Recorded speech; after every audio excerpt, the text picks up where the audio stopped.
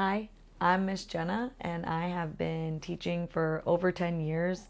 And I started this channel to help parents teach their kids how to read at home. Today, we're going to talk about phonological awareness and phonemic awareness. These terms may sound overwhelming, but really they're not. They're just listening and speaking skills that kids need before they start to read. And the reason why these skills are so important is because they are one of the strongest predictors of if your child is going to have a successful reading future. So what we're going to do first is define these terms, and then we're going to get into what it would look like of you doing this at home with your child. So let's get into it. Phonological awareness is an umbrella term, and phonemic awareness falls under that umbrella. But phonological awareness is the ability to hear and manipulate words and word parts. So think using big sounds like words, syllables, rhymes. And then phonemic awareness, that falls under phonological awareness, is the most complex skill within phonological awareness. And it is the ability to hear and manipulate the smallest unit of sound, which is a phoneme. So this means there's no letters, no print, it's just listening and speaking. Now that we know what phonological awareness means and what phonemic awareness means, let's look at the different skills within phonological awareness.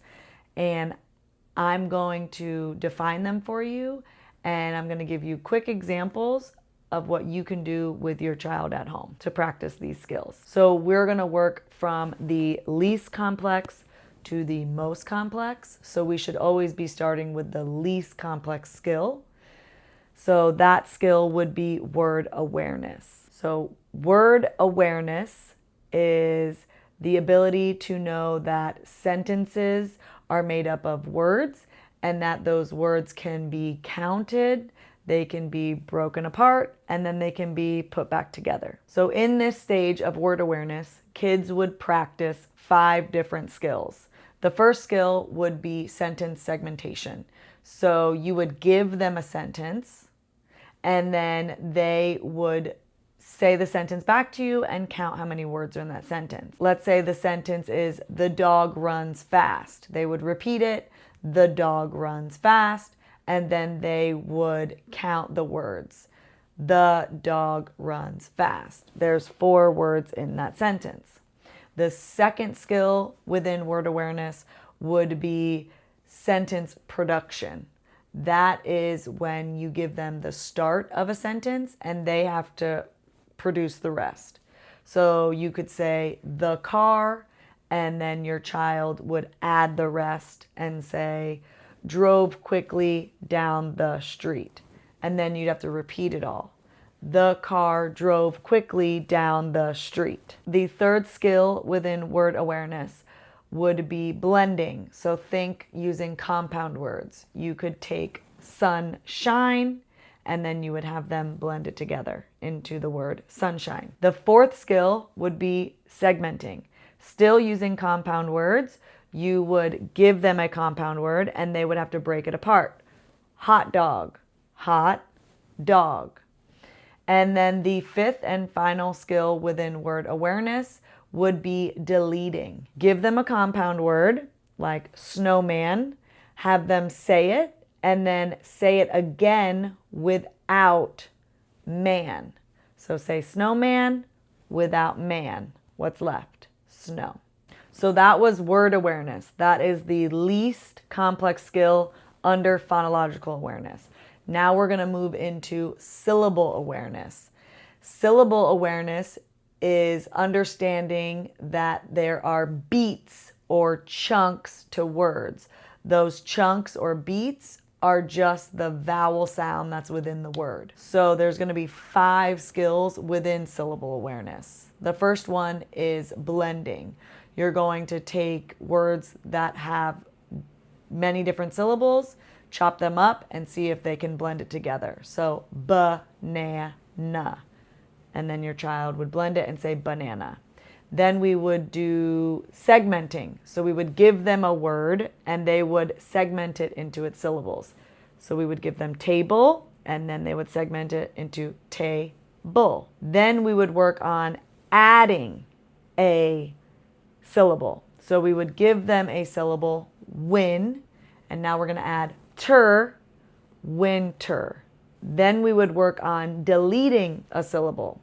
So we would give them the word return, and now I'm going to delete what's left? Turn. Then we would work on substituting. So we give them a word like bigger, so big-er. Now I'm going to take away big and add cold. What's my word? Colder. So those are all of the skills within syllable awareness. So we went over word awareness, then we just did syllable awareness, and now we are going to move on to onset and rhyme or body coda. And this is the third skill within phonological awareness. So this term is often called onset and rhyme or body coda. Those terms can be used interchangeably. Body coda is the newer term that people are using, but I think most people have heard of onset and rhyme. So for this video, I'm going to stick with onset and rhyme. The terminology doesn't really matter. What this skill does is allow us to split words into two parts. So it doesn't matter if you call it onset rhyme or body coda, you're still doing the same thing. So within this stage of onset and rhyme, there are 5 skills that your child should practice at home. The first one would be rhyme identification. So that just means you would give them 2 words, cat, dog. Does that rhyme? No. Or cat, hat. Does that rhyme? Yes. And make sure that they know that a word rhymes because they have the same middle and ending sound. That's the same. That makes it rhyme. The second skill within onset and rhyme would be rhyme production. So this is when you would give them a word like frog, and they would have to come and produce their own rhymes. Jog, log, hog. The third skill within onset and rhyme would be categorization. So we are categorizing our words. We give them 3 words, 2 of them rhyme, 1 does not. So we give them sun, fun, and hop. Which one doesn't fit? They would say hop. So then we have within onset and rhyme, we have blending. So this is when we would take a word and break it apart into those 2 parts that I was saying earlier. So at, mat, or you could do it mat, mat. Whichever way your child prefers, work on with them. That's the difference between onset rhyme and body coda.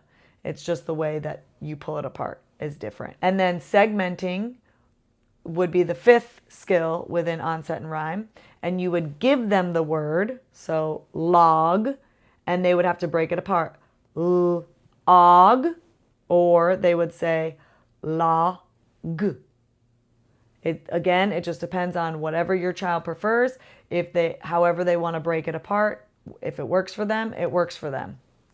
Teach them both ways, and whichever one sticks, go with that one. So now we're at the final stage and the most complex stage of phonological awareness, and this is phonemic awareness. This is the ability to hear and manipulate the smallest units of sound, which are phonemes. Now we're just manipulating one sound at a time instead of word or word parts like we were in phonological awareness. So the least complex of phonemic awareness would be isolating the initial sound. So I give you the word hat and I ask, what's the beginning sound? The next skill would be isolating the medial sound, the vowel sound. So if I give you the word cat, what is the vowel sound in cat? Ah. The next skill is isolating the final sound. So if I give you the word fish, what's the final sound in fish? Shh. Then we would move on to alliteration or identification. So this is when I give you 3 or 4 words that all start with the same letter. So big, bat, brown, bag. What do they start with? B. Then we would move on to categorization. And then this is when they're looking for the same beginning sound or the same ending sound. So this is when I give you multiple words and we're looking at the word that doesn't fit. Map, mine, hot. Which one doesn't fit in? Hot doesn't fit in. Then we move into blending, just individual sounds. K, at, cat. Then we move into segmenting individual sounds. I give you the word ship, then they segment. Sh, I, p. Then we move into deleting individual sounds. So the word is smile. What's smile without s? Mile. Then we move into adding sounds. So I give you the word part op, and now we're going to add ch at the beginning.